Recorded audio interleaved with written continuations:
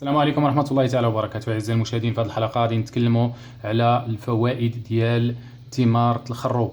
اللي كنعرفوا أعزائي المشاهدين، شجرة الخروب هي واحد الشجرة كتنمو في المناطق الجافة، وثمرة الخروب سبحان الله كيتكبح الهرمون الجريلين. هذا الهرمون هو المسؤول الأول عن تسريع عملية الاستقلاب، وبالتالي الشعور والإحساس بالجوع السريع.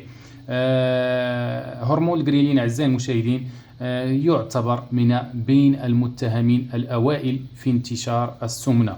الإفراز ديال هرمون الجريلين في الجسم ديالنا بشكل كبير يؤدي إلى الاستقلاب السريع، وبالتالي الإحساس بالجوع، وبالتالي تناول وجبات وأغذية أخرى وثانوية، الشيء الذي يؤدي إلى ارتفاع السمنة. أعزائي المشاهدين، كما قلنا أعزائي المشاهدين، ثمرة الخروب كابح لهرمون الجريلين. الناس اللي عندهم السمنة إلا كالوا بشكل منتظم 3 ملاعق من المسحوق ديال ثمرة الخروب، كيف ما كتشوفوا معي أعزائي المشاهدين، إلا كلاو 3 الملاعق صغيرة ولا ملعقتين كبيرتين من المسحوق ديال ثمرة الخروب، ما غاديش يحسوا بالجوع، غادي يحسوا بالشبع والامتلاء. لأن كما هضرنا أعزائي المشاهدين على ثمرة الخروب، النسبة ديال 40% كلها ألياف خشبية.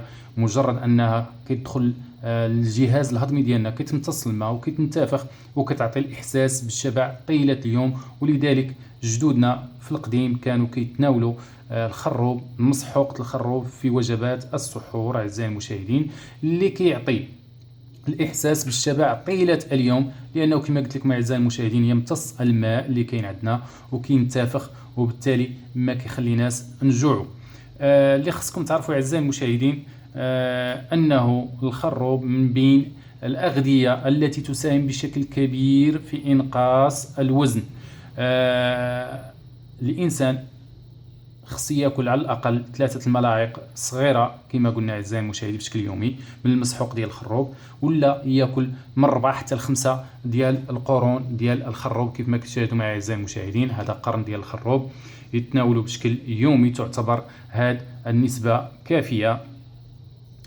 اللي قلنا اعزائي المشاهدين بالخصائص ديال ثمرة الخروب أنه كيحتوي على 41% من الألياف الخشبية اللي تعتبر ضرورية في عملية الخروج أو الترانزيت، اللي كتخرج النفايات وكتطردها الخارج، بالإضافة إلى أنه يعالج مشكل الإسهال المزمن الذي يعاني منه العديد من الناس. بالإضافة لهذه الألياف الخشبية كيحتوي تقريبا من بين 850 ملغ إلى 1 غرام من البوتاسيوم، اللي كتعرفوا أعزائي المشاهدين البوتاسيوم مهم لأصحاب ارتفاع الضغط الدموي، مجموعة ديال الأمراض مزيان لها البوتاسيوم. بالإضافة ل 350 غرام من الكالسيوم، 90 ملغ من الفوسفور، بالإضافة إلى النحاس أعزائي المشاهدين اللي عنده دور كبير في تحويل الحديد المعدني إلى حديد عضوي اللي كيكون عندنا في الدم أعزائي المشاهدين.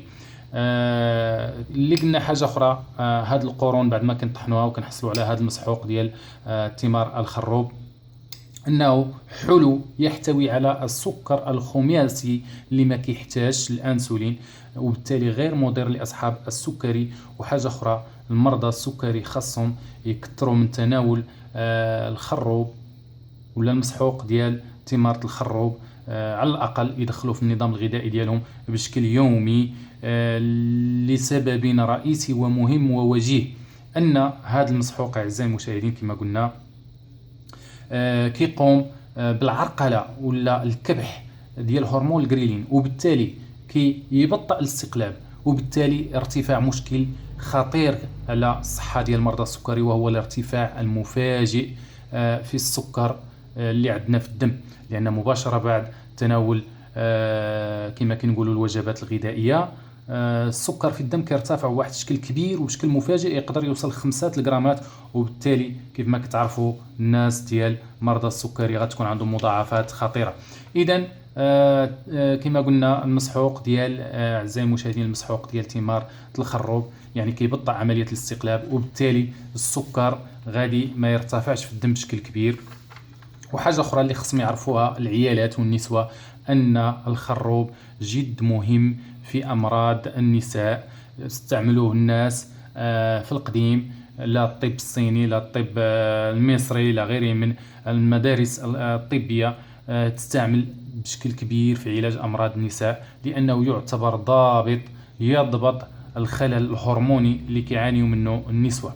هادشي كامل أعزائي المشاهدين اللي تكلمنا عليه، خاص تعرفوا واحد المسألة، أن جميع الوصفات ولا جميع العلاجات إلا ما كانش عندنا نظام غذائي صحي راه النتيجة ما غاديش توصلوا لها بالشكل المطلوب، وغادي ديما تلقاو عراقيل. لأن خصكم تعرفوا أي علاج كيف ما كان النوع ديالو ضروري وبشكل مؤكد من اتباع نظام غذائي خالي من المقليات وغيرها من المسائل الأخرى والسكريات، واعتماد نظام على الأقل نشاط حركي يومي، يعني على الأقل نتمشى واحد نصف ساعة ولا 40 دقيقة بشكل يومي. كيف ما كتعرفوا أعزائي المشاهدين، الكوليسترول يعتبر كذلك من ارتفاع نسبة الكوليسترول مرض خطير.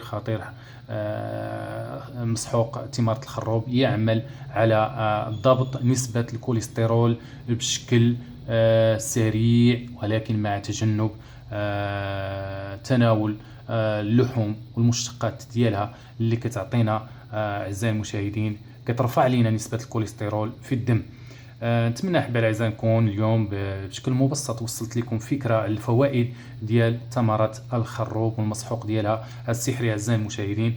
وكنتمنى كذلك ان هذا المسحوق ديال الخروب كيتباع 15 درهم لنصف الكيلو، يعني مسحوق بهذا الشكل كما كتشوفوا، يعني يمكن لك تجيبه موجود وتدخله في النظام الغذائي ديالك بشكل يومي، واكيد غتلاحظ نتائج طيبه ان شاء الله. ونتمنى الشفاء العاجل لجميع مرضانا، والى اللقاء في حلقه قادمه ان شاء الله. وما تنسوش تضغطوا على زر لايك ومشاركه ان اعجبكم الفيديو.